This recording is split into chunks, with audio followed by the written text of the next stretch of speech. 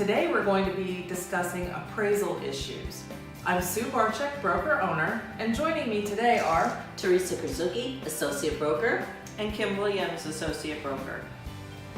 Well guys, the appraisal is one of the last pieces of the puzzle when you're putting together the sale of a house. So there are so many things to be considered. What have you run into with appraisals? People need to understand that this is not an inspection, it's an appraisal, and the appraiser looks out for the bank's best interest. They look for different things than what a Yes. home inspector Yes. would look for.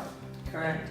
Also, we have agents, sellers, buyers, whoever. We have no choice who the appraiser is that comes to the property.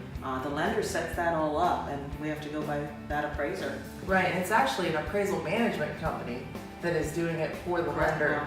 Yep. So it's one step even further out. I've had required repairs on appraisals. For FHA, VA, rural housing, they all have certain guidelines. The house must meet those guidelines. If they don't, then that sale's not going to go through. Or the simple repairs like peeling paint, there can't be any of that. Right. That's why it's always important to have a realtor help you with that. Get your pre-approval so you know what kind of a loan you're dealing with, so that realtor can help point those issues out right from the get-go, not at the end. And an FHA appraisal, if it's done once, it stays on file for 6 months after. So if your sale falls apart and you think you're going to get a better appraisal, not the case. If it's an FHA loan, it stays on record for 6 months. I've had some, not very many, but I've had a couple where the appraised value is not as high as the sales price. What do you do in that case? Well, there's a couple things you can do. If you're dealing with an experienced buyer and they may have a little bit extra money, you could compromise and maybe come to a mutual agreement with your seller in coming up with a different price, maybe meet in the middle a little bit if they have the means to bring, some money to the table. But if they don't, Right, and typically that happens when it's a short distance. If the house sells for $200,000 and the appraisal comes in at $195,000, either the buyer might be willing to make up the whole $5,000, or they might agree to meet in the middle and each contribute $2,500. correct. And most buyers nowadays do need financing, so it's important for the appraisal.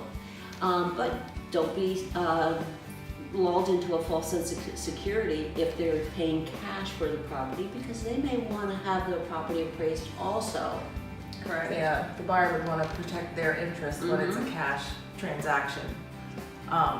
Probably one of the most important things from the home seller standpoint or the buyer, you want to have an experienced realtor working with you that can help you get through the appraisal issues that may arise. That's just something that is so important, to have somebody who is skilled on your side of the transaction in helping you take care of these issues. And again, it's always so important to have your house ready to be on the market. You want to make it look as good as possible to help bring up the value. So if you have deferred maintenance, that's not going to help the value of the property. You want to make sure you do everything you can to increase the value of the property. And sometimes it's just a matter of cleaning and a little painting. That's all you need to do, and it'll help with the value.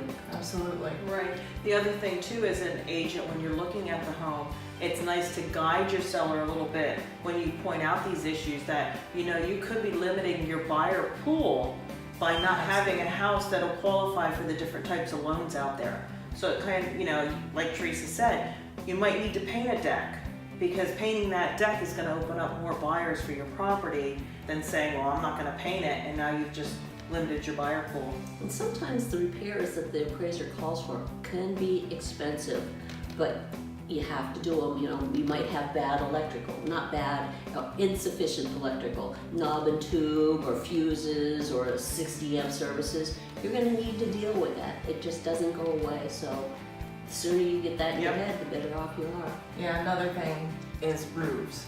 The appraiser looks at the roof and wants a certain number of years remaining life. It can't need to be replaced now. They're going to call that. So beware of that as you're moving forward in the appraisal process.